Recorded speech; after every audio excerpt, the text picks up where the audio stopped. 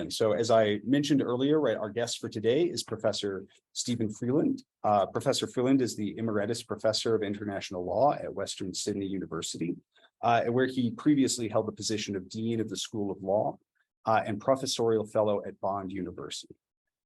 He has a wide-ranging experience in international and outer space law, and has held visiting or adjunct positions at a wide range of other universities, including Copenhagen, Vienna, Toulouse, Hong Kong, Montreal, Kuala Lumpur, Vancouver, Mumbai, and London. Over the course of his decades-long career as both an international commercial lawyer, an investment banker, and an academic, he has published numerous articles on the subject of outer space law and various other international law aspects. He represents the Australian government at the Committee on the Peaceful Uses of Outer Space, and he serves as one of the editors of the Millamos Outer Space Law Manual, which was recently published. And so without further ado, I will turn it over to Professor Freeland. Professor Freeland, thank you so much for being with us today, and the floor is yours. Jeremy, thank you so much. It's a delight and a pleasure to be here. Hi, everyone.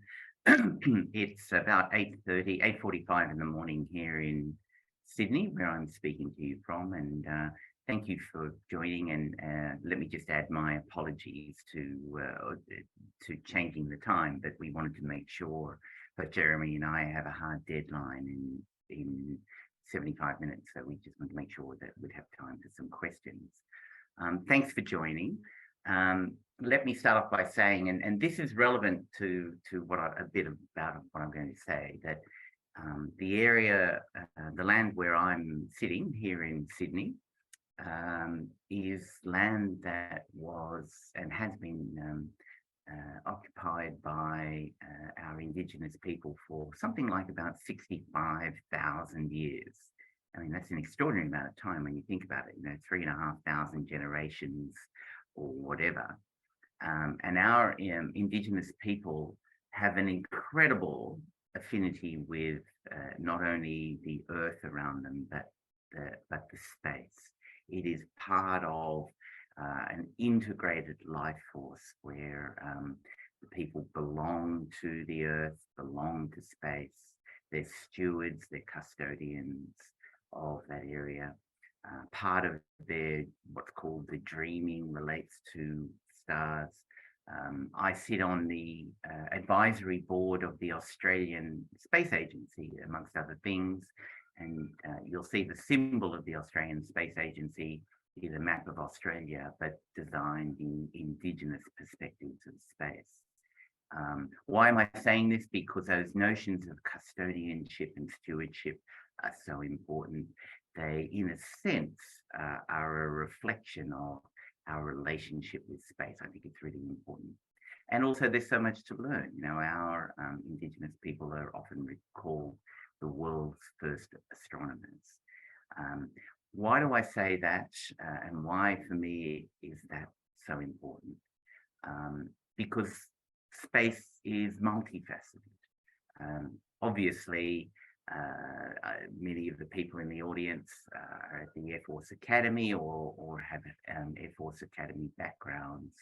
And so their perspectives on space look at certain aspects. But you'll all be aware that space is multifaceted. It's not only about military and national security. It's a burgeoning and very large economy. It's certainly incredibly geopolitical, and I've witnessed that firsthand at COPLOS. I'm also the chair of one of the COPLOS working groups on on space resource activities, and that's intensely geopolitical. It's about science, it's about exploration, it's about culture, it's about religion, it's about heritage, it's about so many things. And I think as we look at the way that we think about governance of space, it's important that we understand that multifaceted nature. And we also understand the ubiquitous nature of space. That is, you know that you and I and everybody in the audience and many, many, many of the billions of people on Earth use space technology every day, 10, 20, 30 times. So if things happen in space, they have consequences, not only in a sort of micro perspective, but quite often in a macro perspective. And I'll dwell on that a little bit when I talk about proportionality, for example, a concept that you're very familiar with. Space is about humanity. Every person on the planet is touched by space. I'll repeat that. Every person on the planet is touched by space. The future of humanity is inextricably tied to the way that we interact with, respect, and work with space. Human rights on Earth are tied to our activities in space. So really the message here, I'm sure you're all aware, but I think it's important because I've been asked to focus in this talk on military uses of space. And that's, of course, an incredibly important element of the way we utilize space technology. My message is, though, that as we think about military uses of space, we must not and cannot ignore all of these other, what I call voices of space. Space is multifaceted, and let's never forget that. Space is also complex. Many of you will be aware that it's intensely political. On the 4th of October 1957, we had Sputnik 1 being launched, and that, in a sense, really facilitated what was known then as the first space race. I often tell people I was born in 1957, so I am a Sputnik baby. And when I was about 2 months old in nappies, humankind's adventures in space took a completely new turn. It answered many questions, but raised many other legal issues. Of course, as you know, that was in the period of intense geopolitical tensions, primarily between two protagonists, the United States and the Soviet Union. But of course, there were, in this Cold War, hot wars all over the place. And as this technology of space and as the Sputnik moment came, and of course, if you look at, for example, I don't know, the New York Times on October 5th, 1957, it's all about Sputnik. And the first paragraph will be, wow, look what humanity can do now. Our technological capabilities are extraordinary. And the rest of the article will be, well, gosh, you know, if they can do this, what else can they do? We, the United States in this case, should double, triple, quadruple our own efforts, because space was seen, and still is, as an incredibly strategic element in the functioning of the country. It's also seen, and has been seen since then, as part of the military infrastructure of the country, remembering that the rocket technology that really led to the birth of space technology as we know it emanated primarily from the Nazi regime during the Second World War with their V1 and V2 rockets. And after the war, as you know, many of the people who were instigating that for the Nazi program were taken and worked in various other countries to help develop that technology. So right at the beginning, space was seen as, from military perspectives, from strategic perspectives.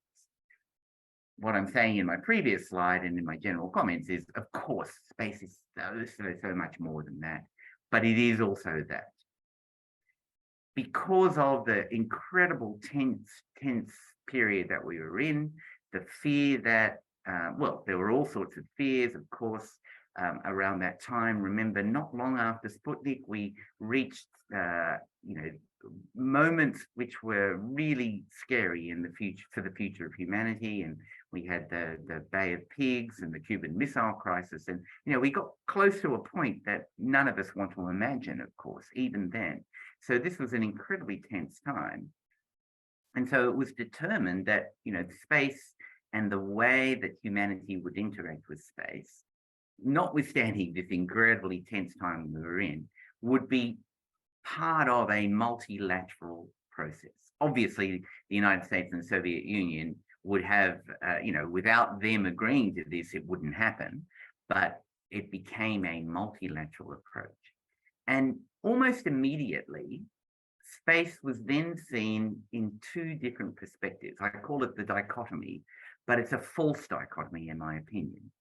But the way the United Nations functions in terms of its management of space is based on this dichotomy, by and large, and I generalize a little bit. But we have, as you know, in Vienna, the United Nations Committee on the Peaceful Uses of Outer Space. The P is important, peaceful.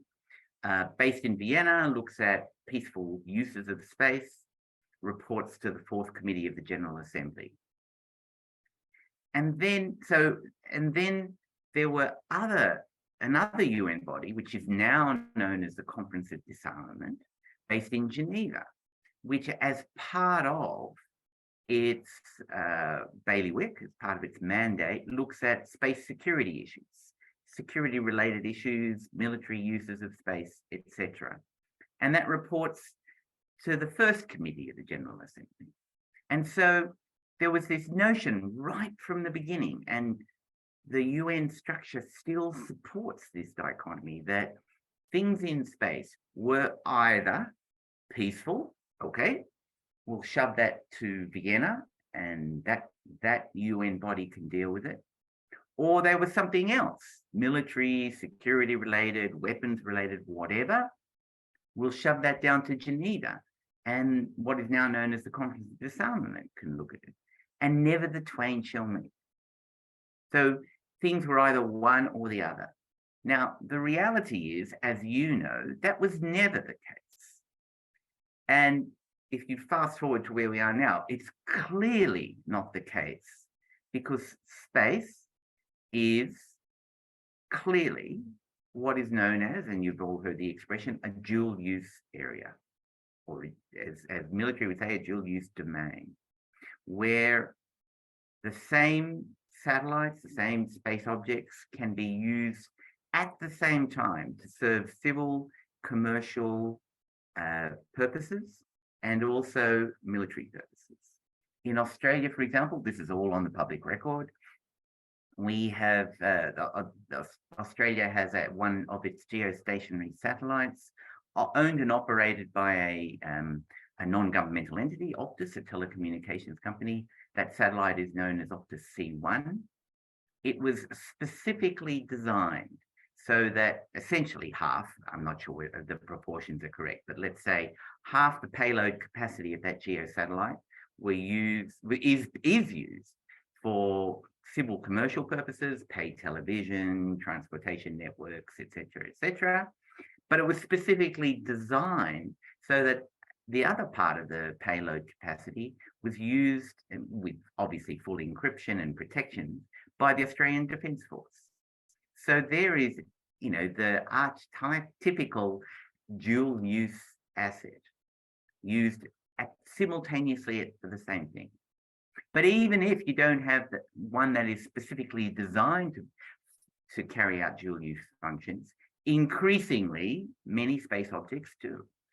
And that, to a certain degree, is because, of course, the private sector in space has developed extraordinary technologies because they have the capacity to hire the smartest people, they have the capacity to raise capital in the capital markets, they're much more nimble and innovative and creative and entrepreneurial, and they are able to develop technologies which, if you like, countries, states, the government infrastructure is not able to do in the same way. And so governments are increasingly reliant on private operators and their technology to also assist them in their governmental activities, which include military activities. So space is clearly complex in that regard. And so this dichotomy of space and the dichotomy of the governance of space is, I think, false. It doesn't reflect reality. It is the structure. It is what it is. But I think, and I'll make a comment a bit further on, that distinction is blurred so much that the discussions are now beginning to expand, particularly in Copperwas, albeit slowly, to deal with other things. I don't need to tell you this, but I always include this slide on any talk I give about space, because as you know, we hear from time to time that space is the wild, wild west. Space has no law. The laws are antiquated, outmoded. They don't operate. They don't apply, etc. Well, from my perspective, that is completely false. There is a lot of law that relates to space, both specific and then general as well. In terms of the specificities, almost immediately when Sputnik went up, issues began to arise. For example, people talk about this notion of almost instant customary international law. When Sputnik went up, it became clear through the lack of protests of the underlying states that where Sputnik was not airspace, in that, as you know, airspace is an area that is within national jurisdiction. So clearly US law applies to the airspace above the United States. But the lack of protests, the lack of, hey, get off my land, you need my permission, etc., as Sputnik overflew countries, gave rise almost immediately to an understanding, which is reflected also in the treaties to a certain degree, that space is different. It's an area beyond national jurisdiction. So by and large, I mean, there are some exceptions here, but US law does not apply to outer space. It applies, of course, to US space objects, US personnel, etc., but not to the area itself. Instead, space is governed by international, and there's lots of it. And so, as you know, we don't know where that boundary is between airspace and outer space, which is unusual. You know, you would want to know as lawyers where the boundary is between the United States and Canada, for example, because clearly different laws apply. Likewise, it would be ideal, you know, from a theoretical, legal perspective to know where the boundary is between airspace and outer space, but we don't know that because it hasn't been agreed. It hasn't been agreed, not for want of trying, not for want of ideas as to how that can be designated, but purely for political reasons. The consensus has not been reached as to, one, whether we should have a clear delimitation, and two, even if we think we should, where that would be. And so there's much discussion about that. But that notwithstanding, we know that there's lots of law that applies to space. We're aware of the treaty regime through the auspices of the United Nations, and you've got the 5 treaties there. I call them the 5 core treaties. The United States, which is not a great supporter, if you like, of the last of those treaties, the Moon Agreement, talks about in its diplomatic statements, talks about the 4 core treaties. That's fine. That's just, you know, words. My country, Australia, where I was born, is a party to all 5. And so we talk about the 5 core treaties. So we have lots of treaties. Now, notwithstanding these, sometimes the notion is said that, well, yeah, these treaties are fine for that period, but the technology clearly has moved on so dramatically. And so we're doing things in space that were clearly beyond the contemplation of the drafters here. These treaties are outmoded, they don't apply, they can't apply to these new technologies, etc. And part of that is a convenience argument because, you know, those that profit that argument don't want some of these rules to apply. And secondly, part of that is, you know, a misunderstanding of law. And so I often respond when I'm confronted with that to my military friends. Now, as you know, we quite recently in 2019 celebrated the 70th anniversary of the 4 Geneva Conventions of 1949.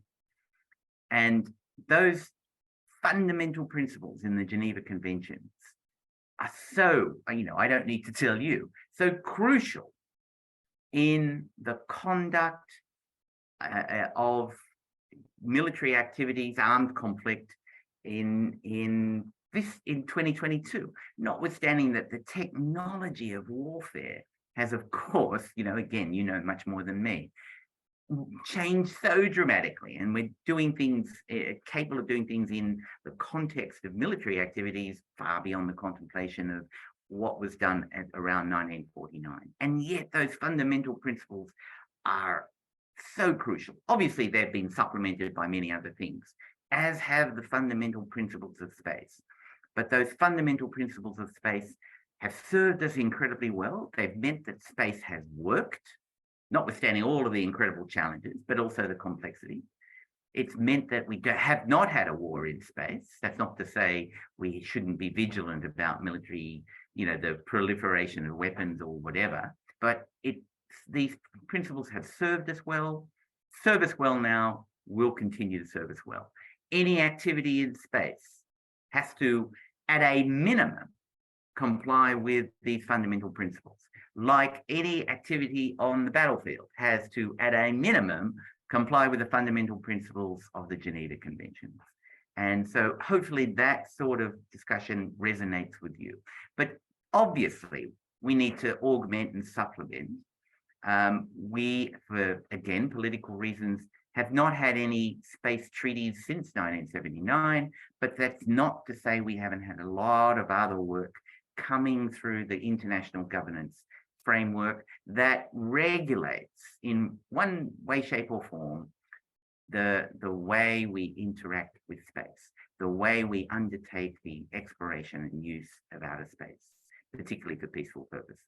So we have a whole range of, and I hate the expression soft law, but that's what many people say, a whole range of soft law guidelines. And as you know, as the technology has allowed for a proliferation of not only many, many more government actors, but non-governmental actors, we now have increasing national law around the country, around the world, excuse me. And I've had the honor of working with about 20 countries to help them to draft their space policies, space strategies, space law, or reform their law, etc. And you're all too familiar, of course, with the US system. So just to highlight the point, many, many other quote unquote instruments have come through the COPOS process, the General Assembly process, that are highly relevant to space. And this process continues today. The mandate of the working group that I have the honor of co-chairing on space resource activities, when you look at our mandate, which has been agreed by consensus, even during this incredibly tough geopolitical time, includes the enunciation of principles, for example, and we'll see how that goes. Obviously, these decisions are for member states. So let's look at this with the perspective of the topic that Jeremy asked me to focus on, particularly the military uses of space. So many people, again, as a matter of, in my opinion, as a matter of convenience for them, say, well, the treaty doesn't say very much. There's Article 4, Paragraph 1, which prohibits specific types of weapons from being placed in Earth orbit or beyond. But besides that, it's a free-for-all. It's a free range. And if it's not, they apply a principle that many of you, if you've studied international law, will know, this sort of so-called Lotus principle. Lotus was a case of the Permanent Court of International Justice 100 years ago, when there were 40 countries in the world, when international law being adjudicated by courts was very much in its embryonic stage, when international law was treated with a great deal of suspicion and lack of clarity and understanding. And people then apply, in a sense, a throwaway line from that decision of 100 years ago in a completely different context, had nothing to do with military, it had nothing to do with anything that's relevant for this discussion, and say, well, if you don't expressly prohibit something, then you can do it. Now, that's not the way law works.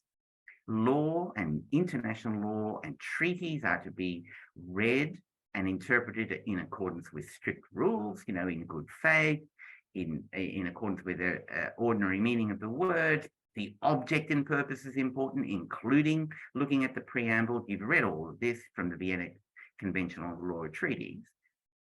But even if I'm wrong and saying, well, okay, we've just got to look at the express provisions and not the overall framework of space, the Outer Space Treaty, all of these principles in the Outer Space Treaty that are on the screen are highly relevant in terms of governing the military uses of space.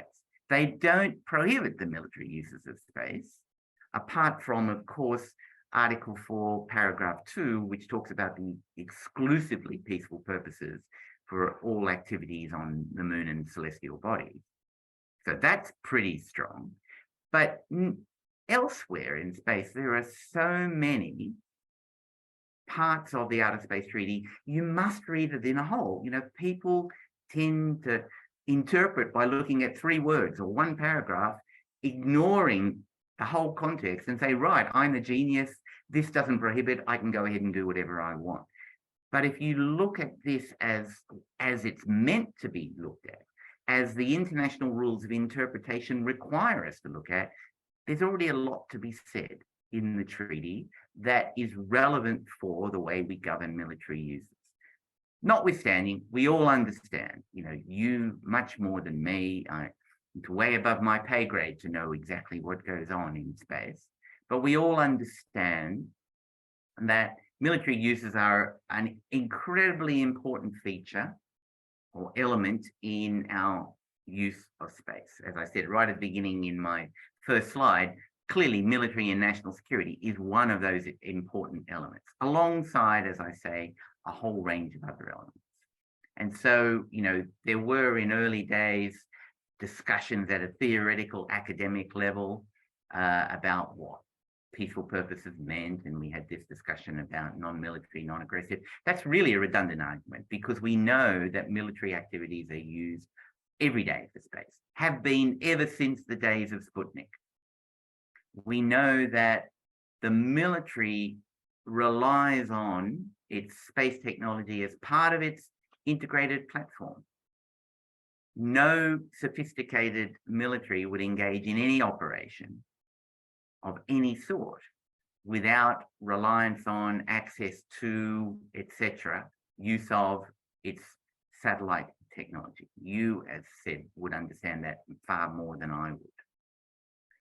And then, of course, that brings into play not only what that means in terms of legality, but also the complexities arising from this dual use nature of space.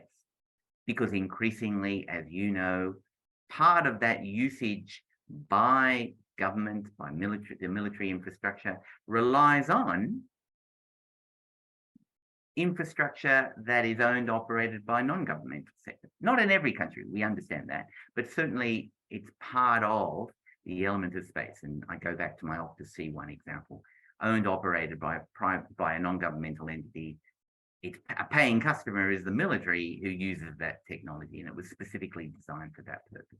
And so we understand that military uses are part and parcel of the use of space. Virtually every terrestrial military conflict of any substance, no doubt, is undertaken only when there is the access to space technology. Of course, the discussion is moving away from, quote unquote, this militarization of space, that is using space technology for military purposes, for military terrestrial purposes. And the rhetoric is now about the weaponization of space. Again, this is way above my pay grade in terms of the types of technology that's being developed, but that is, in a sense, taking it to a different level. It's beyond just militarization, and there's a lot of work that needs to be done to make sure that that does not go beyond where it should be. So how are the notions that military uses of space are part of the infrastructure, they're part of the elements, they're part of the reality? We've addressed it in various ways. If you go back to the US in the early 2000s, before September 11, the Rumsfeld Commission talked about the risk of quote unquote a space Pearl Harbor, and to a certain degree that has driven the thinking of government policy in the United States and obviously elsewhere as well, that one has to prepare oneself for this surprise attack, because the surprise attack would have dramatic adverse consequences on us. Ironically, of course, just several months after the Rumsfeld Commission report, we have the tragedy of September 11 aeroplane. It's not for a satellite technology, but that space Pearl Harbor idea is underpinning a lot of the thinking of space, although there are other elements to it as well. We have PAROS resolutions and other transparency and confidence building measure resolutions. I'll point to some in a minute. PAROS, the prevention of an arms race in outer space. Every year since about the early 1980s, the General Assembly in December, you could almost set your watches by it, will pass what's called an omnibus resolution, which includes in it calls on states to do everything they can to prevent the proliferation of weapons that are space-related, space-situated, etc., prevention of an arms race in space. Now, I've written elsewhere that, PAROS is important, but it sort of legitimizes, to a certain degree, certain weapon technology in space. And, in a perfect world, I would love us to have a peace race in space, promotion of peace in space as part of that resolution, but, I'm just one voice. You would be aware that there have been other initiatives in the Conference of Disarmament, primarily sponsored by Russia and China. We've had what's known as the PPWT, a treaty that is the prevention of the placement of weapons in outer space treaty. That was initially submitted in 2008, in 2008, and then revised in 2014 in CD. That's at a stalemate for a whole range of reasons.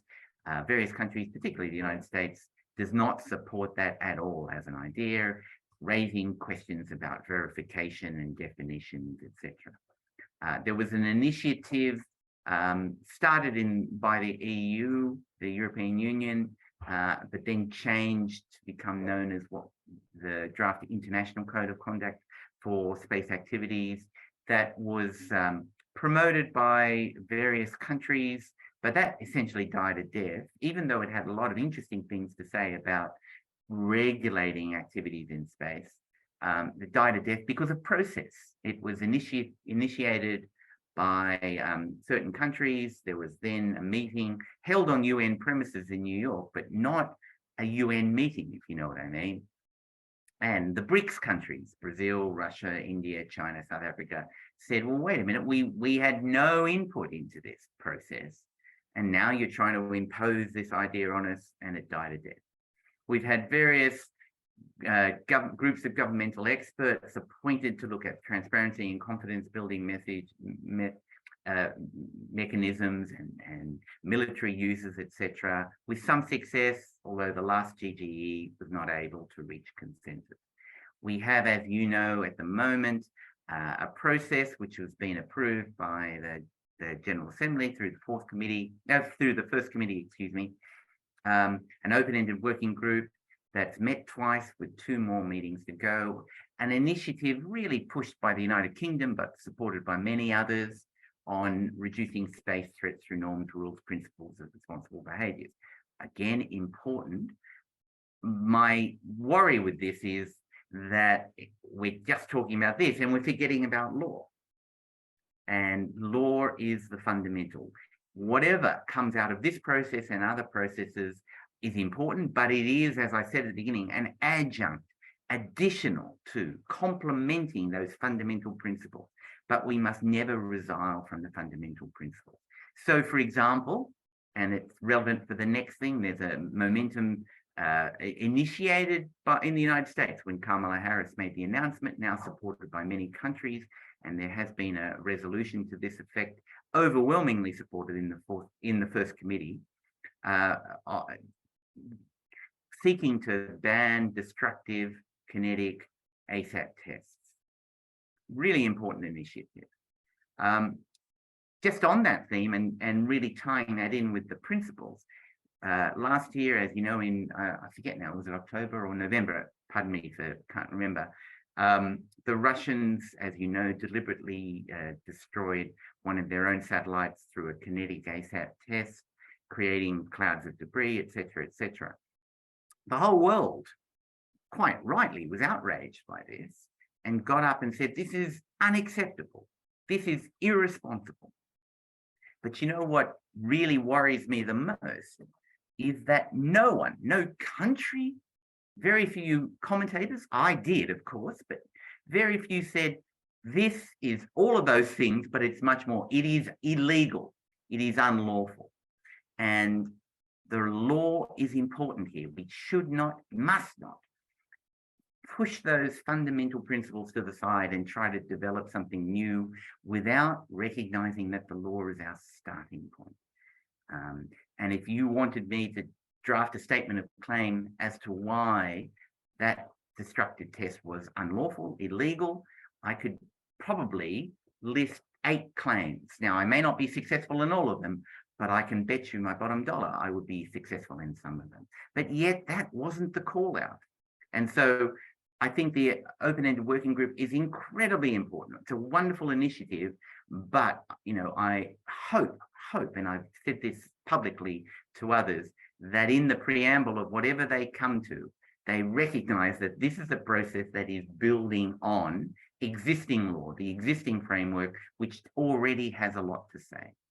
And in that context, of course, we've got to talk about the language of space. As you know, for many, space is regarded as a warfighting domain. I understand that is in a sense, technical term. I understand that. But that rhetoric is contrary, in my view, to what we should be trying to achieve in space in terms of the spirit of the treaty. There are other dialogues going on. I mentioned there are a whole range of resolutions that have been passed by the first committee of the General Assembly, which they're all up here, including the destructive, the moratorium, the ban on direct descent anti-satellite missile testing, and other measures, including, of course, PAROS as well. So there's a lot of discussion going on this issue and a lot of initiatives. So in my opinion, we already have basis, we're building on the basis, it's important, but clearly there's a lot that can be done. So what else? What other legal principles will be relevant here? And obviously you're waiting for me to talk about ones that are obvious. So let's move to that. As many of you will know, Article 3 of the Outer Space Treaty says that I'm paraphrasing now, but activities in the exploration and use of outer space shall be carried out in accordance with international law, including the UN Charter, in the interest of maintaining international peace and security and promoting international cooperation and understanding.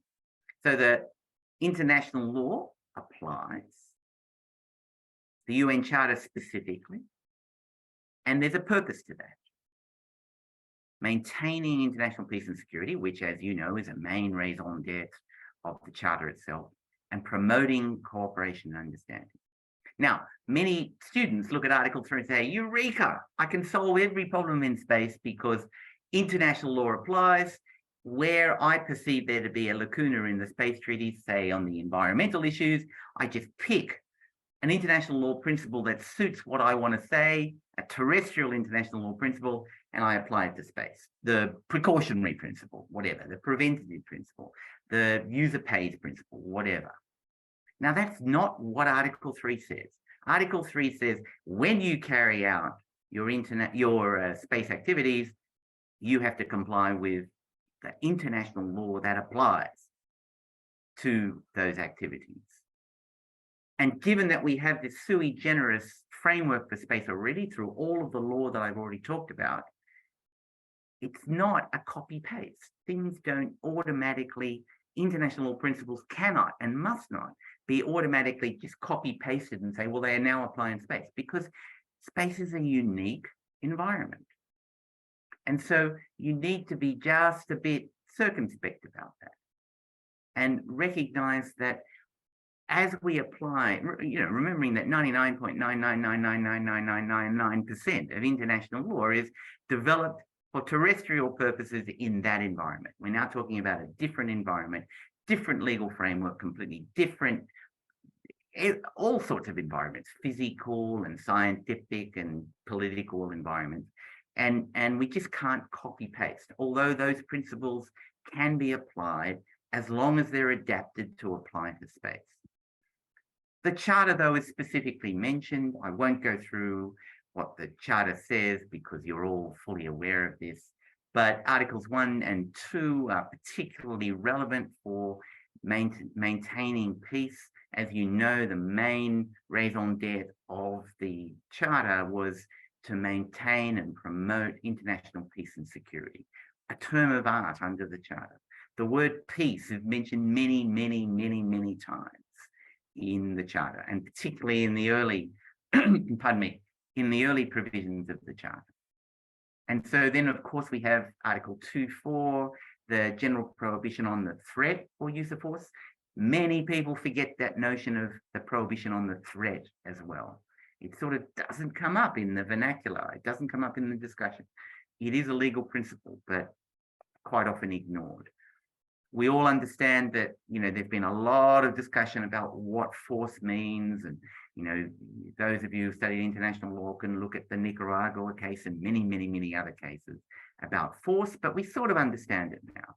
There was a lot of discussion about whether Article 2.4 should be read in a broad or negative or restrictive way, whether the words territorial integrity and political interests, etc., of the country were meant there to restrict the prohibition.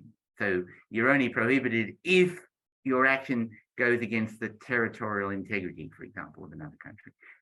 Those discussions, I think, have been essentially put aside now. But it's important, it's a complex provision that needs to be fully understood, as should Article 51, which allows for acts that constitute force in the event of an armed attack, the inherent right of self-defense that applies. And again, there were lots of discussions about what did that word inherent mean?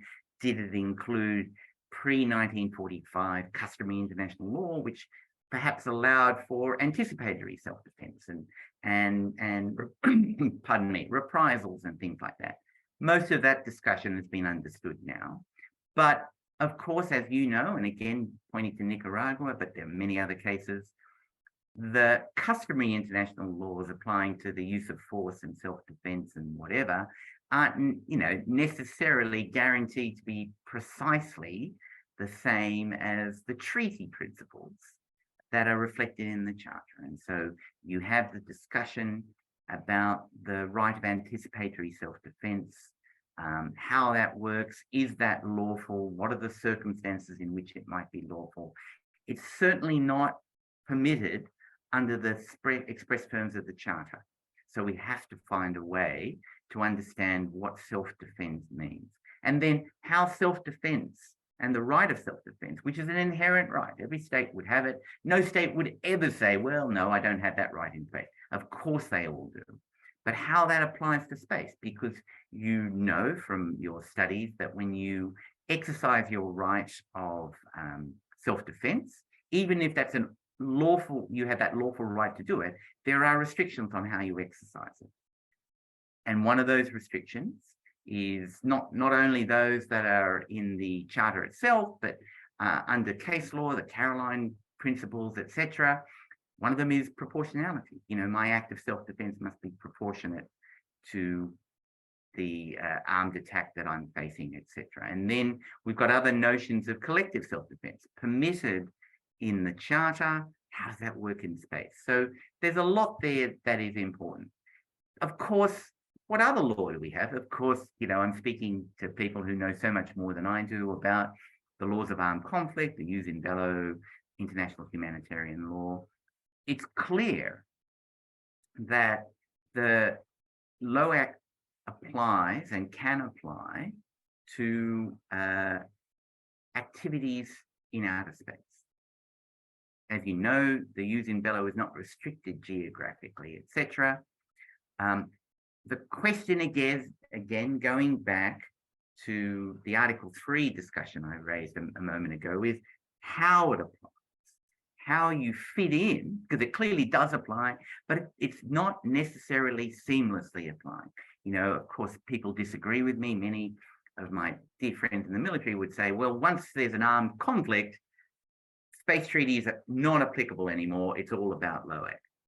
Now, I would not agree with that, but clearly the laws of armed conflict do apply, but we have to work out how that works. And again, applying the principles, particularly again, this notion of proportionality in the actions that are so important and fundamental under the use in bello is difficult when you're talking about actions in space, particularly directed to satellites that have dual use capabilities or serve not only military but commercial purposes, etc. Again, that's a discussion for another day. So a summary in a sense is that there's a lot of uncertainty. We've got incredibly important fundamental principles. We all understand that. We all understand that every square peg has to fit into the round hole of those fundamental principles. But things are going on. Technology is moving forward. We are capable of doing so many great things in space. We are also capable of doing a broader expansion of military uses in space and of space. And we haven't addressed all of them in a comprehensive way. There are all these initiatives, all these dialogues. I think it's great. And in the end, I think the answers are with that multilateral process. Notwithstanding the geopolitical tensions, the work I do at the UN has taught me that countries don't have to like each other. They can be at loggerheads, they can be tense, but on the really big issues, you need to have a buy-in from all of them in this process. You're much more likely to have adherence if that's the case. I'll come to that in a sec. So we have uncertainties. COPWAS, it was hamstrung because of that word P. It still is hamstrung because of that word P, although you're beginning to see in the dialogues, there is references to security-related issues, although there are often objections by member states when that happens. We know that sadly, the Conference of Disarmament is gridlocked. They can't even, in a sense, agree their agenda, let alone any issues of substance. And so, that part of the governance structure is having a tough time and makes it difficult, which I think is highlighting where COPWAS becomes even more important. We have, as you know now, great excitement about the notion of resource exploitation, for example. As I said, I have the honor of co-chairing the working group at COPWAS that is looking at that. There's lots of people who have said to me, well, as we develop resource exploitation, that is the stuff that leads to possibilities of greater miscalculations and misunderstandings. If you look at the history of warfare on Earth, for example, a lot of it has been about resources. So we've got a lot of interesting, important, relevant, applicable principles, but there are still areas that we need to develop clarity on. How do we do that? What's the mechanism? We understand that a treaty mechanism is difficult on any issue, not just space, on any issue in this world. We are not going to get multilateral treaty agreement on any of the big issues.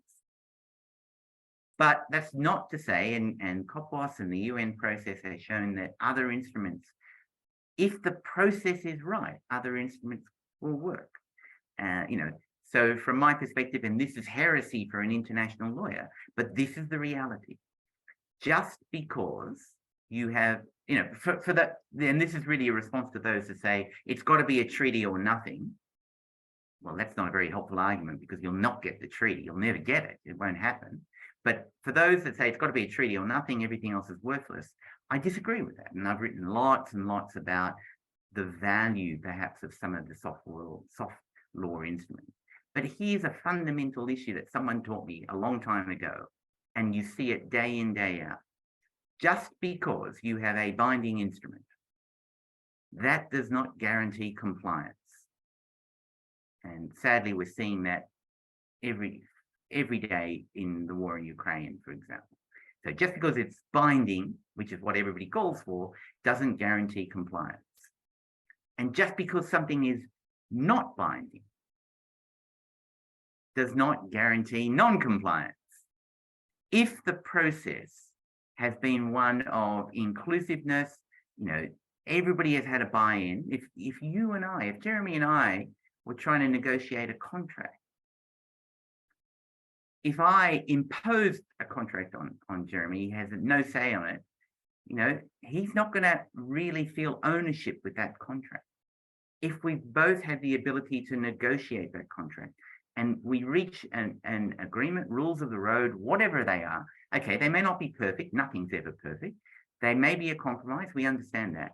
But the fact that we've both had the opportunity to be involved in the process, had buy-in, means that we are more likely psychologically and in a whole bunch of other ways diplomatically to adhere. Doesn't guarantee it, but you see my point. So in a sense, I don't think it's a disaster that we're not going to have treaties to solve these problems. Ideally, that would be great. But if it doesn't happen, as long as the process is there, we have to, in a sense, understand that part of that process is then dominated by language. And we need to work out the language of space. Clearly, it's easy for me to say that this is an incredibly difficult time in geopolitical climate that we're in. But rhetoric about inevitability of war, for example, in space, is for me self-defeating and sadly, perhaps self-fulfilling.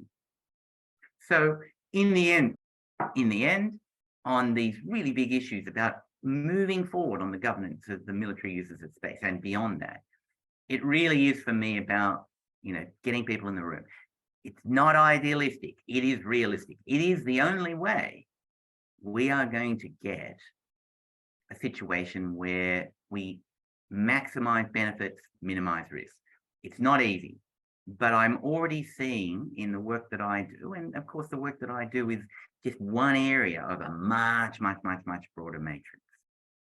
But if you can fashion the discussion to say, okay, you may not like each other, you may not cooperate, you may have complete disagreements, but in a sense, you have much more in common, because if we screw it up in space, we screw it up for everybody. If we screw it up in space, also, here's an important point, we all suffer. Of course, we all go back to the Dark Ages, but who suffers the most? It's the larger countries who have the greatest space capabilities and infrastructure and a competitive advantage, but therefore if space becomes inaccessible, unsustainable, unnavigable, dangerous, etc., those countries who have that competitive advantage will, in a sense, be brought down. So we've got to emphasize common interests, notwithstanding, and it's not easy, but it's possible. So in the end, for all of these issues, it's multilateralism in some way, shape, or form that's important. But clearly we need clarity, and therefore, and Jeremy and I were talking about this before I started, and I'll end very quickly, Jeremy, so we can have some questions. Having clarity about what groups of experts think is the current legal position helps us move forward. At least they're statements of what people think. And so, as you know, there are a number of manuals that, in the past you've had manuals, Tallinn and the Hague Manual on Ballistic Missiles, etc. There are a couple of manuals about military uses of space. I have the honor of being the co-editor of the Millamos rules.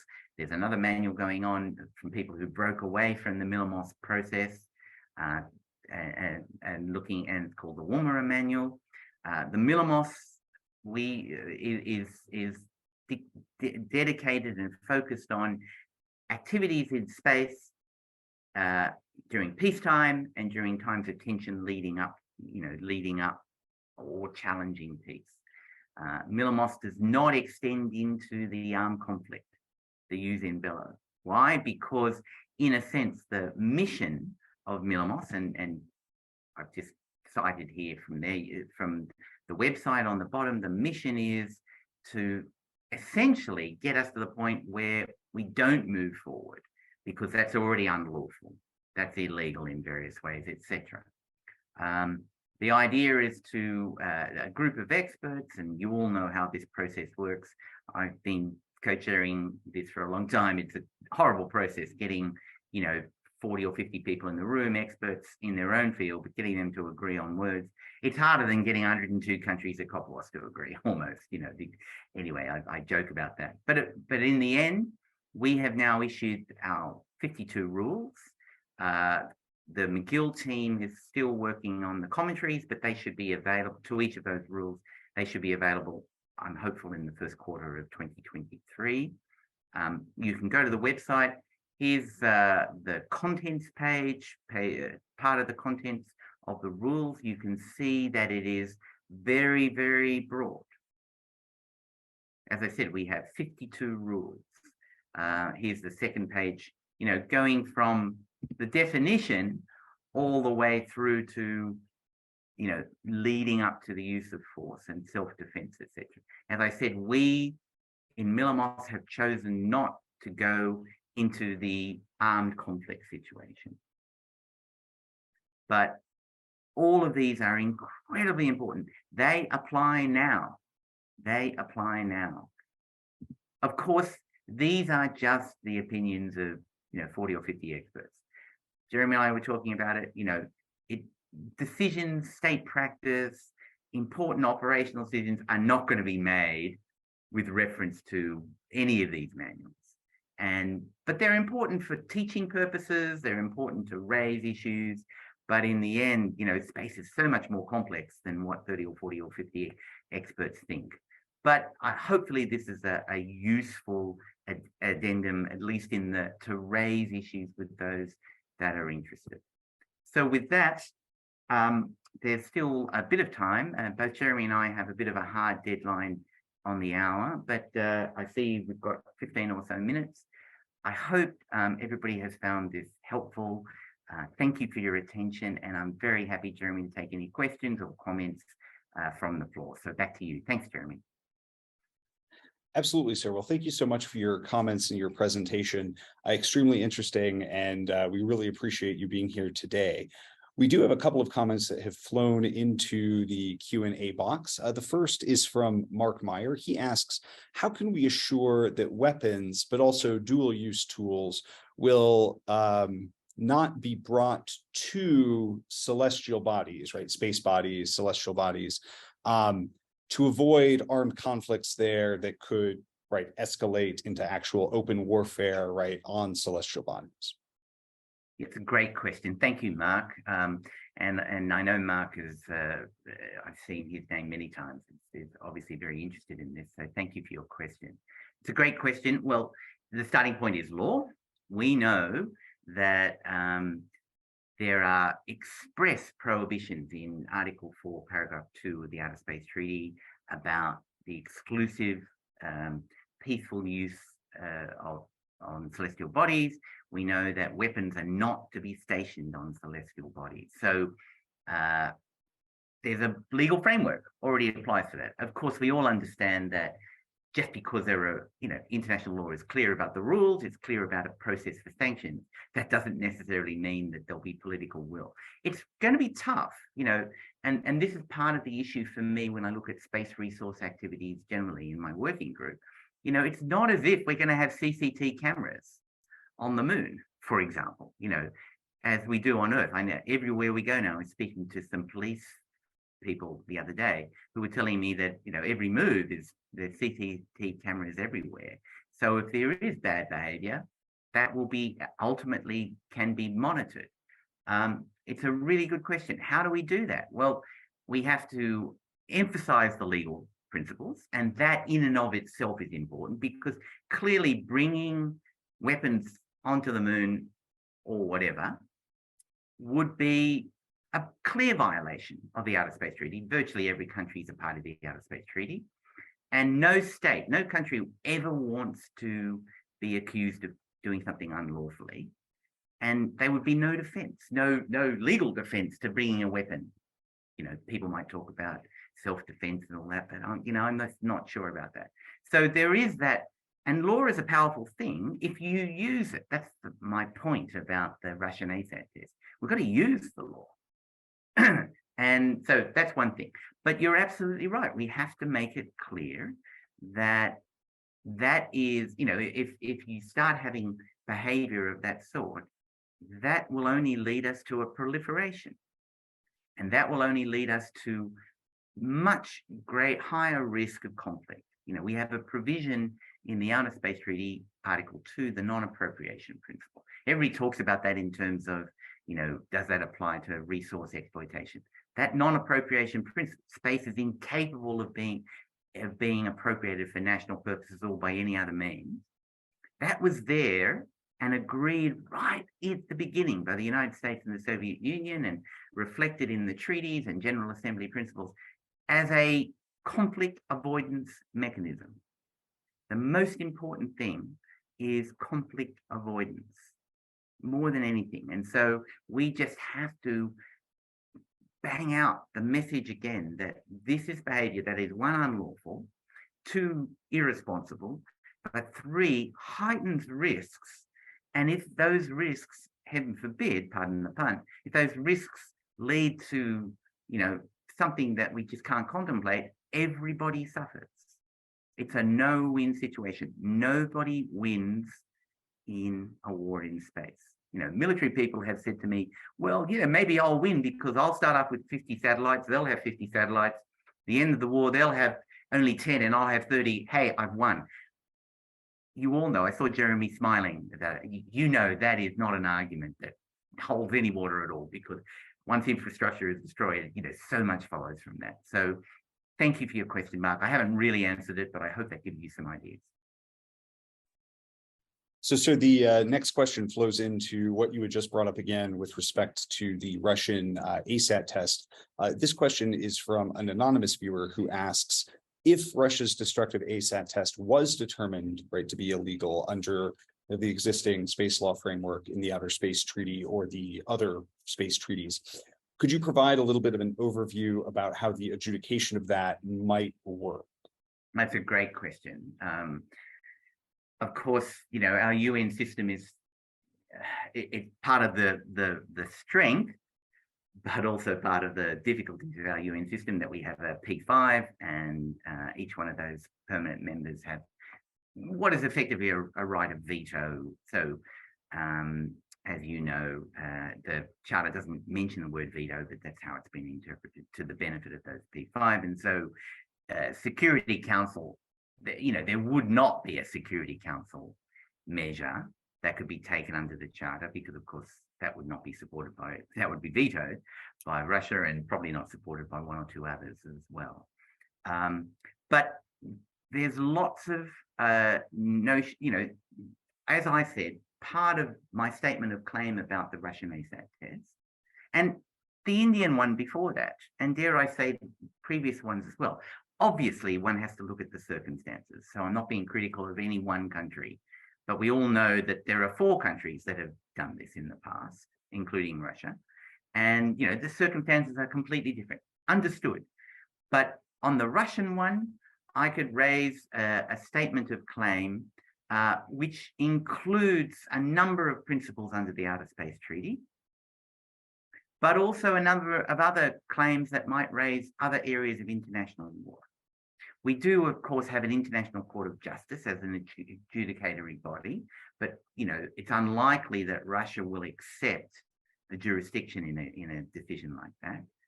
But there will certainly be, and there certainly should be, statements of shame, naming and shame. Imagine, for example, if in the General Assembly, because it wouldn't have happened in the Security Council, and separately, 40, 50, 60 countries come out and say that was unlawful, that was illegal.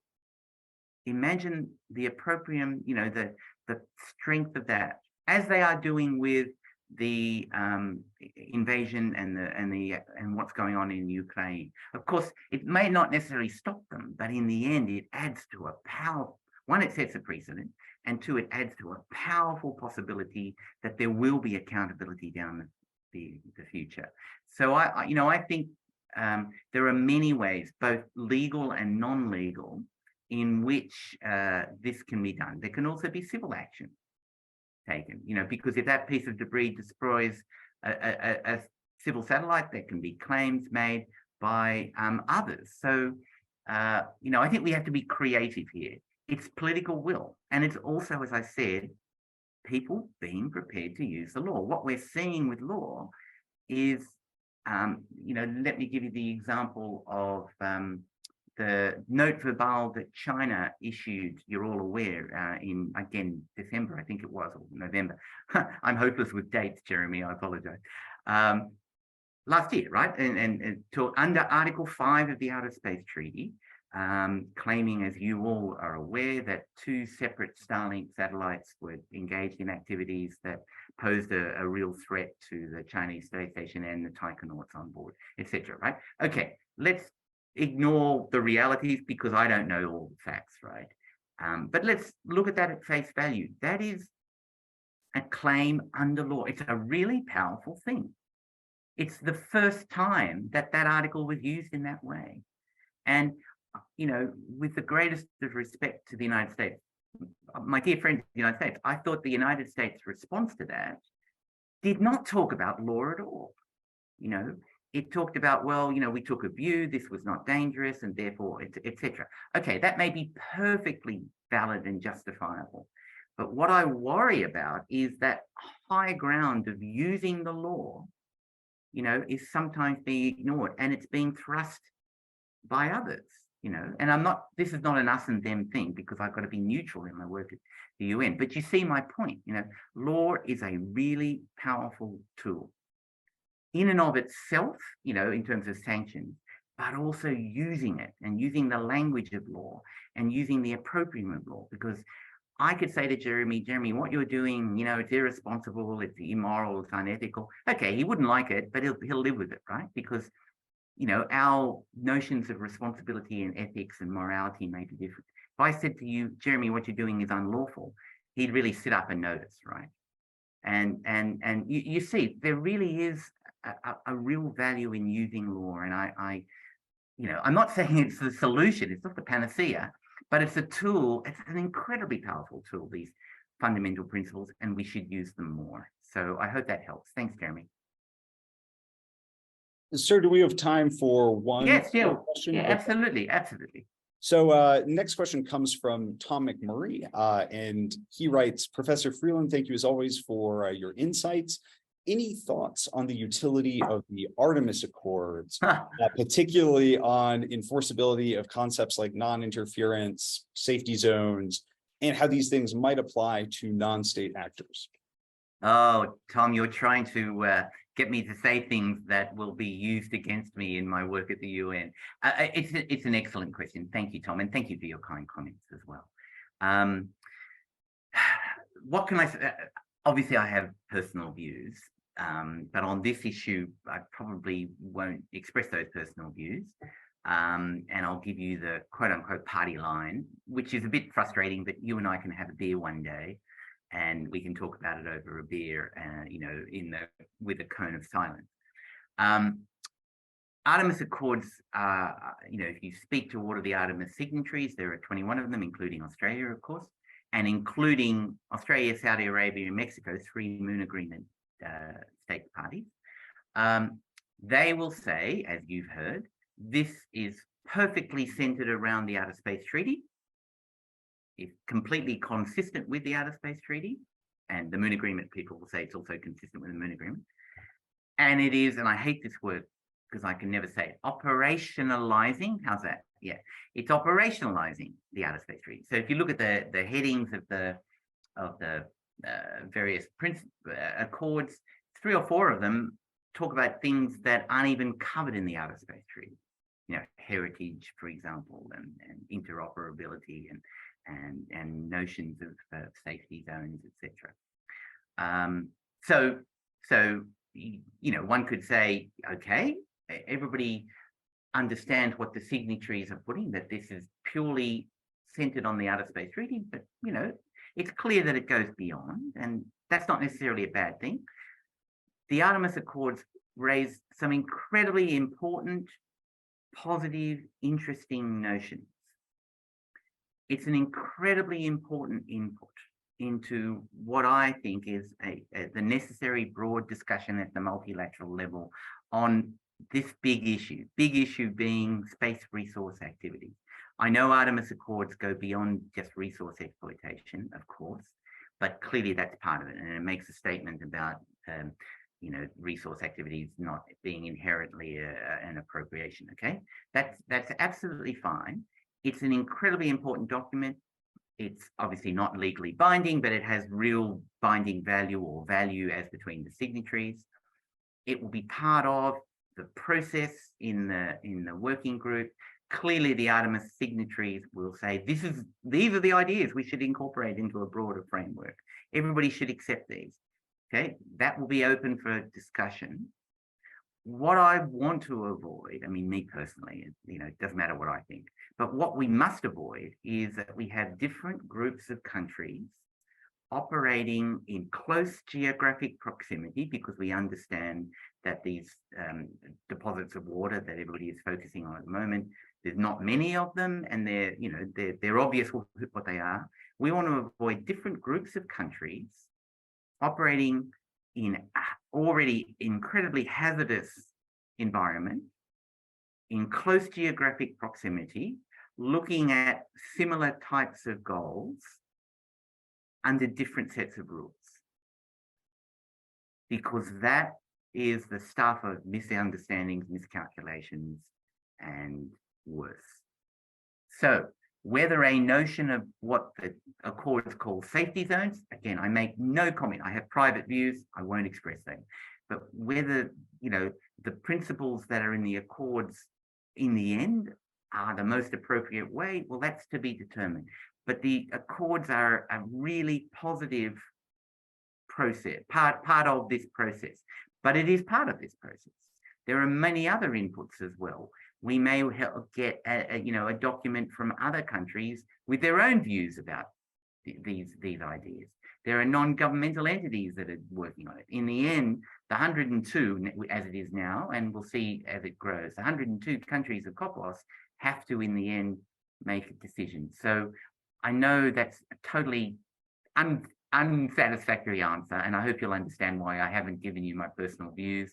But you and I and Jeremy will have a beer one day, and then we can talk a bit more openly about that. But thanks for your question. But sir, thank you so much for joining us today. It has been a real honor to have you as a guest on the program. Thank you for your wonderful presentation and this excellent Q&A. And we really hope that perhaps at some point in the future, we can have you on again.